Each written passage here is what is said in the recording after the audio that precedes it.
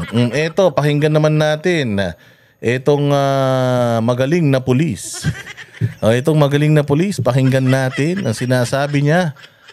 Umano'y unsolved drug cases na inuugnay sa Davao Death Squad paiimbestigahan ni PNP Chief. Ikaw, Marbil, tumigil ka na. Ang dami mong gustong paimbestigahan. Again, ipapaalala ko sa iyo, Marbil, ha, hindi ka mas magaling kay De Lima. Abogado si De Lima. Si De Lima, daging CHR commissioner. Nagi pa siyang DOJ secretary. Pag DOJ secretary ka, nasa iyo ang pulis. Nasa iyo ang CIDG, nasa iyo ang NBI, nasa iyo pa ang buong arsenal ng presidente. Tangino, wala nga siyang nakitang ebidensya para maidiin si Duterte. Ikaw pa? Tangina, ano na naman, huhukayin nyo dyan.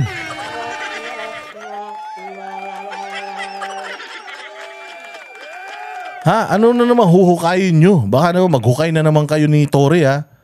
Meron pa kayong iimbestigahan kuno nyo. Tingnan nga natin pinagsasabi nito. Ipinag-utos na ni Philippine National Police Chief Police General Romel Francisco Marbil ang muling pag-iimbestiga sa mga hindi... Hanapin mo, Marbil, yung mga batang nawawala. Inang yan. Pag-iimbestiga mo yung Davao Death Squad. Wala nga ang Davao Death Squad. Kung meron kang naririnig na Davao Death Squad, putay na. At hanggang ngayon, wala pa rin kayong makitang mga suspect, makitang mga tao na miyembro niyan. Ibig sabihin, magaling sila magtrabaho. Putay na, hindi nyo sila mahuhuli. Sinasayang nyo ng panahon nyo dyan. Ang daming problema ng Pilipinas. Oo, pumunta kayo, yung mga pulis mo, papuntahin mo sa nasalanta ng bagyo. Pati dyan sa Bicol, para mag-relief operations, magkaroon naman kayo ng silbi. Noong panahon na nasa KOJC kayo, libo-libo kayo ron. Pagkarami-rami ninyo, mano ba naman bumalik kayo? Pumunta, yung mga pulis na pinadala mo ron, dali mo naman dyan sa mga binagyo para naman may mga silbi kayo sa buhay. Hindi yung magaling lang kayo kapag ka may pabuya. Pa nare-resolve ang kaso sa illegal na droga na may kaugnayan sa umano'y Davao Death Squad o DDS. Ayon kay PNP Public Information Office Chief Police Brigadier General Jean Fajardo, ang utos ng Chief PNP ay bunsod ng mga pahayag ni dating Pangulong Rodrigo Duterte sa pagdinig ng Senado noong Lunes. Tanga talaga. Pupuls talaga. Paalala ko, ha, Marbil, tinanong si PRD, totoo ba yung Davao Death Squad? Chismis man lang yan. Chismis man lang yan. May death squad ako. Oh, so ano ibig sabihin ni PRD? May death squad siya pero hindi Davao Death Squad. Anong klaseng death squad yun? Yun yung imbestigahan nyo. Pilitin nyo si PRD kung anong klaseng death squad yun. Baka mamaya, ano yun? Mamamatay kalapati, ganyan. Mamamatay tuko. Mamamatay butiki. Yung mga utak. Ay, imbestigahan mo yung salita-salita lang.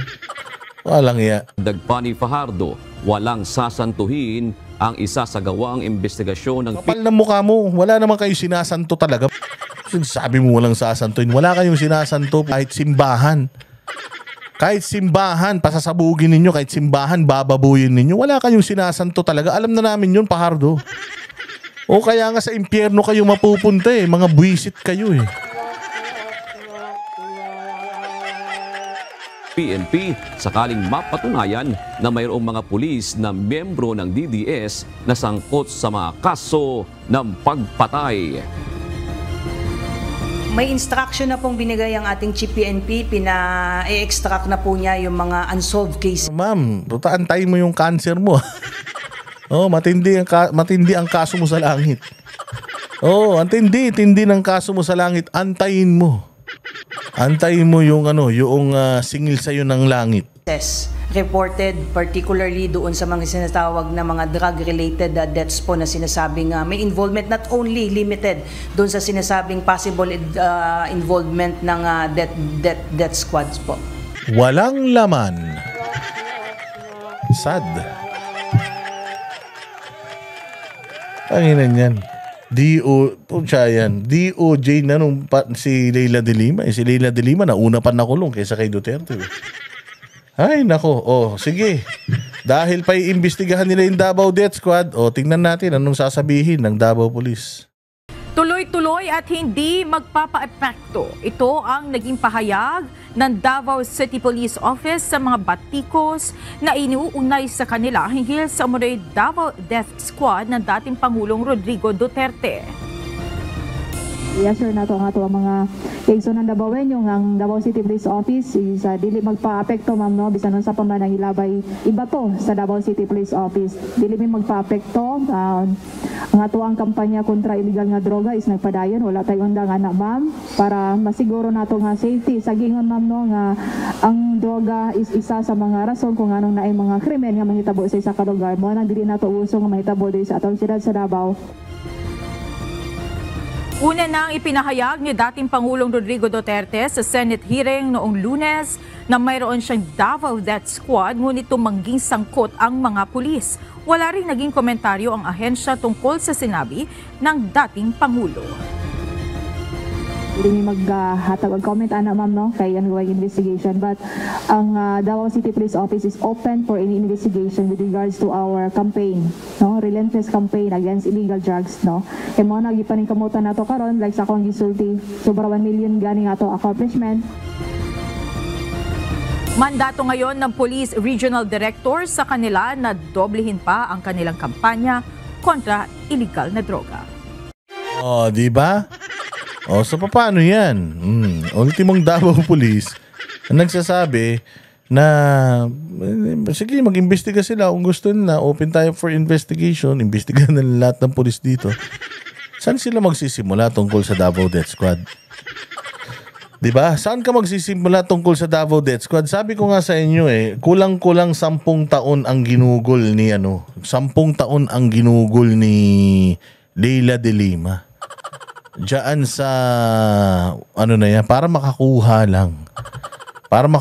lang ng report, testigo. Di ba nakita mo nga anong sinabi ni Senator Jinggoy Estrada sa kanya? After all these years, you are still looking for testimonies. You are still looking for evidence. After how many years? After what? 10 years? Wala ka pa rin na isasampang kaso? So, ibig sabihin, bitawan nyo na yan. Bitawan nyo na yan kasi wala talagang ganyan. At kung meron man kayong naririnig, hindi nyo mapapatunayan. Kasi katulad niyan, kwento ng mga mangkukulam. May kwento ng mga manananggal, may kwento ng mga kapre. Napakaraming kwento tungkol dyan pero hindi naman tayo lahat nakakakita nun. Diba? May nagme-message sa akin, di boss Dada, totoo talaga yung Davao Death Squad. Sabi nung kapitbahay namin, akala ko naman personal na totoo yung Davao Death Squad, yung tatay ko, membro niyan eh. Ang dami nagme-message sa akin na gano'n ng mga taga Davao. Hindi sir, totoo talaga yung Davao Death Squad na yun. Totoo yun. Paano mo nasabi? Kasi yan talaga yung kwento-kwentuhan dito sa amin. So, ibig sabihin, hindi mo alam, wala kang personal na experience, wala kang encounter with them. Wala po, pero yan ang kwentuhan sa amin. Kwentuhan yan. Parang ang mga kapre, ang mga duwende. Hindi ka pa naman nakakita ng duwende at saka kapre, pero naniniwala ka dun kasi nga, kwento-kwentuhan. Diba? Sabi nga ni Garski, yung UFO nga pucha yan, abang ka ng abang sa gabi. Dati, ang daming UFO, ngayon, wala na Kung kailan daw naging malinaw daw yung mga cellphone natin, 200 times zoom. Hindi mo na makita yung mga UFO. So ito, urban legend ang tawag dyan. Urban legend. Oo, katulad dyan. Nung nandoon ako sa Samar, may mga kwento-kwento sa akin. Meron daw isang tao dun. Hindi daw talaga tinatabla ng bala. Nakita mo? Hindi nga, totoo nakita mo, binabaril siya. Hindi, kwento-kwento yun sa amin. Totoo yun. Hindi mo pala nakita, tas kinukwento mo. Ang daming ganyan. Lalo ngayon, kwentong kababalaghan talaga ngayon. Ngayon All Saints Day, November 1, kwentong kababalaghan. Subukan nyo mamaya, ang dami nagsasabi. 12:00 ng gabi sa November 1. Yung saktong-sakto November 1, pag tunog noong kampana, tumapat ka sa salamin. Puta, makikita mo yung mapapangasawa mo. Mga gago, ginawa ko yun. Ginawa ko yun nun. Puta, nakaganon pa ako. 12:00 na. Salamin, ilabas mo ang mapapangasawa ko. Puta, walang lumabas. Madaming ganun. Madaming ano pa yung mga istoryang ano, yung mga urban legend na alam ninyo. Oh, sabi nila kapag Biyernes Santo, wag ka masusugatan. Pag nasugatan ka, putang ina, hindi gagaling. Bakit? May sugat ka, hindi gumaling. Hindi, narinig ko lang sa lola ko. Diba? Mali ba 3:00 ng madaling araw, kita mo, ginawa ni Trisha Biberian. Hindi, totoo to ha. Alam mo nung mga, syempre, high school kami, kotse-kotse na kami. Oo, may mga kotse-kotse kami nung high school. Pumupunta kami sa Balete Drive. Putangin lang yan. Ang tagal-tagal na nung Balete Drive na yan. Ang tagal ko nang dumadaan dyan, wala pa ako nakikitang white lady. Totoo. Hanggang ngayon, pag dumadaan ako sa Balete Drive, kinikilabutan pati patilya ko. Pero puta, wala naman ako nakikita kahit isa. Mulat-mula pa. Pero yun ang kwento nila. Ay, pagka dyan sa Balete Drive, pag tumawid yung babae. Kaya madami nadidisgrasya dyan. Wala naman kaya marami nadidisgrasya doon. Puta, ang dilim doon. Madami. Oo, madaming mga ganyang mga istoryahe. Kung iniimbestigahan niyang Davao Death Squad, sabihan niyo si Marbil, imbestigahan mo na din yung mga nawawalang kaluluwa na doon sa Spirit of the Glass lang nagsasalita. Hindi totoo yan. O, parang Talyano Gold lang yan. Sabi ni Diego Latigo, kita mo hanggang ngayon, pucha, alam natin yung istorya ng Talyano Gold. Alam natin sa galing magpaliwanag ng mga mambubudol ni Bongbong Marcos noon. Nung eleksyon, alam natin na may Talyano Gold talaga. Meron yan. Dinala pa sa Vatican. Dinala pa dito. Sabi pa ni Imelda, inupuan daw niya. Tonelada. Pero wala. Wala kang makita. Magnanakaw pa rin sila.